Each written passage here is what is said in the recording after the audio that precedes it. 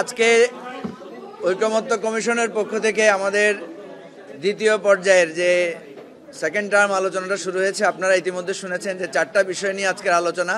তো আমরা প্রথম পর্বটাই একটা ইস্যুতে আমরা কাটিয়েছি, সেটা হচ্ছে আর্টিকেল 70। তো আর্টিকেল 70-র ব্যাপারে আমরা একটা কথা বলেছিলাম যে এখানে নিম্ন কক্ষের ব্যাপারটা আলোচনা এনেছি, উচ্চ কক্ষের বিষয়টা কেন আলোচনায় আসলো না। ওনারা আমাদেরকে জানিয়েছেন যে উচ্চ কক্ষের বিষয়টা নেক্সট টাইমে আলোচনায় আসবে। আজকেরটা যদি আমরা একমত হয়ে যাই তাহলে উচ্চ কক্ষেরটাও এখানে ইমপ্লয়েড হয়ে যাবে, অর্থাৎ উভয় ক্ষেত্রেই এই তিনটি বিষয় যেটা এসেছে, যে অর্থ বিল, তারপরে হচ্ছে আস্থা ভোট, এবং তৃতীয়টা হচ্ছে আপনার তৃতীয়টা কি বলছে, সংবিধান সংশোধন। তো এখানে দুইটা বিষয়ে সবাই একমত হয়েছে, আপনারা ইতিমধ্যে শুনেছেন। সংবিধান সংশোধনের বিষয়টা নিয়ে কিছুটা দ্বিমত আছে, এবং আরেকটা জিনিস এসেছে সেটা হচ্ছে রাষ্ট্রপতি মানে অভিশংসন বা রাষ্ট্রপতির সমর্থনের ব্যাপারটা। আরেকটা বিষয় বিএনপির পক্ষ থেকে এসেছে, সেটা হচ্ছে জাতীয় নিরাপত্তা। তো আমরা যে কথাটা মানে কমিটির যিনি সহসভাপতি ওনাকে বলেছি যে যারা যারা যে যে বিষয়ে দ্বিমত ছিল সেই বিষয়গুলো আপনারা আলাদা করে ওনাদের সাথে আলাপ করে একটা ঐকমত্যে আসার চেষ্টা করেন, এবং দেন এটাকে আমরা ডিসাইড করি।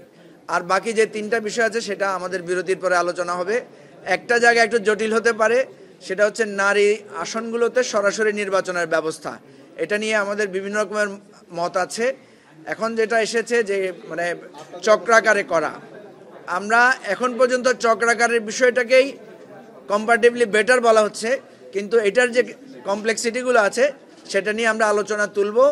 আমার ধারণা যে এটা আজকে আলোচনা শেষ নাও হতে পারে, তবে আমরা চেয়েছিলাম যে আজকেই যাতে আলোচনাগুলো শেষ করে একটা ঐকমত্যে পৌঁছানো যায়। তা আমরা চেষ্টা করে দেখি, আপনারা থাকেন আমাদের সাথে। আমরা দুইটি বিষয়ে একমত ছিলাম, অর্থাৎ আপনার আস্থা ভোট আর একটা হচ্ছে অর্থ বিল।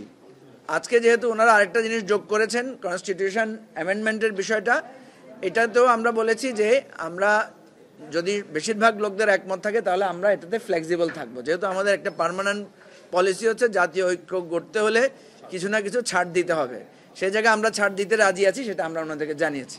ধন্যবাদ।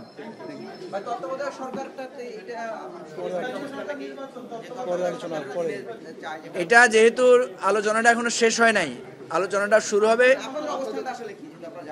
আমরা 4 মাসের মেয়াদের কথাই আমরা বলেছি, যেহেতু তত্ত্বাবধায়ক সরকার ব্যবস্থাপনাটা যাতে সুচারুভাবে পরিচালনা করা যায় সেজন্য। যে অধীনে হলে ভালো হয়, এটা আমরা মনে করি। এটা আমাদের পরের সেশনে আমরা ডিটেল বলবো। Thank you.